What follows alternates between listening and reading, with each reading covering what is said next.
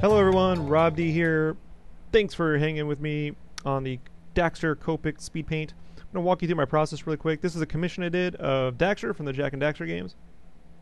My basic process for Copic marker coloring is I start with a warm 1 and a warm 3 tone. So you'll see me basically use a warm 1 on the inside, and I'll outline him with a warm 3 marker just so that the color appears brighter than it actually is. If you put bright colors next to white, they will appear darker than they actually are, which is no good for me.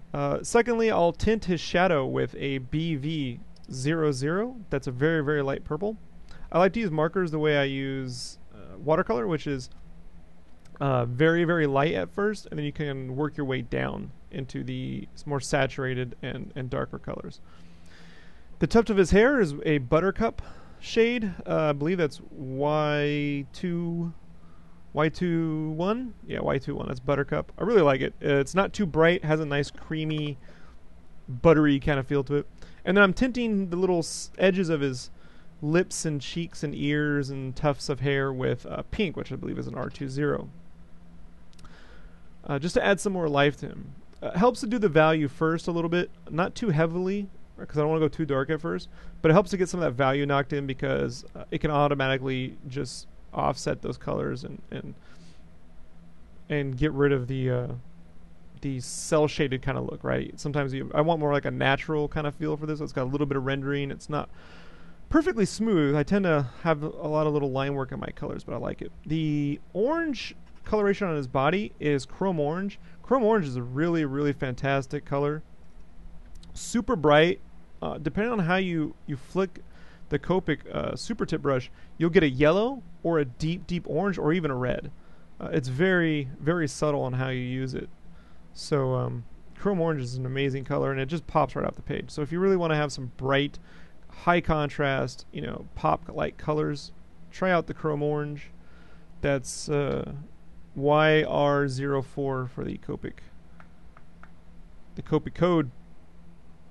Around the 5-minute mark, so basically let me explain my process. So I lay down a value, I get the base colors working, and then I go in and lay in the final shade. Like I go as dark as I possibly can. Anytime I add in a coloration, like if you see on his eyeballs, it'll start off with like a warm neutral color, and then I'll add purples and various colors in there.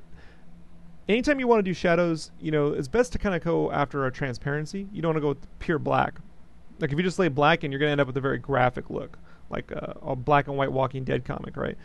If you don't want that graphic look, if you want something that's a little bit more natural looking, then you really want to eliminate as much black as possible and use shades of blues, purples, or warms. If you have a warmer character, cooler in, like I think that the rule is if it's a warm day outside, you use cool shadows, and if it's cooler at night, like at nighttime, you use warmer shadows. That's a nifty little trick I learned once.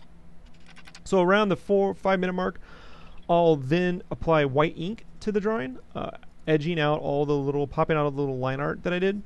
And I use Winsor Newton white calligraphy ink. It's a smooth actual ink, so it's not like acrylic or gouache. It won't warp the paper.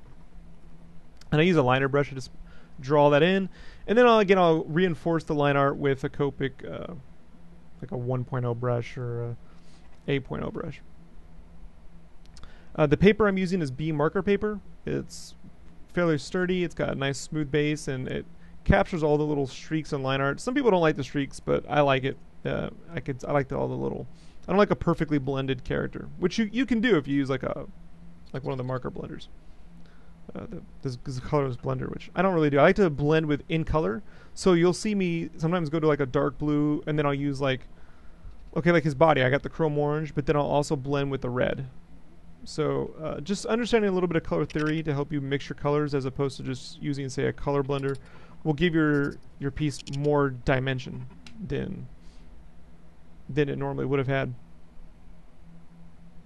Let's see if anything else. The average time I take to do this is I spend about 30 minutes to an hour drawing something, give or take how fast I want to move.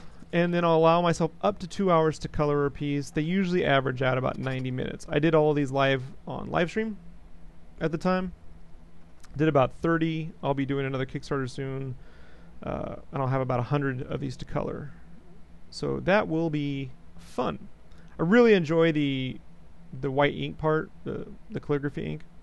It just really pops the drawing out and makes it come together. I don't know a better way to explain that than that. So thanks for hanging out. Music should be starting soon. If you have any questions or comments or concerns or just all-around praise, please email me at rob@sketchcraft. That's rob@sketch, C-R-A-F-T. That's the name of the podcast.com. Please check out the podcast directly at sketchcraft.net. You can also go to iTunes, type in Sketchcraft there.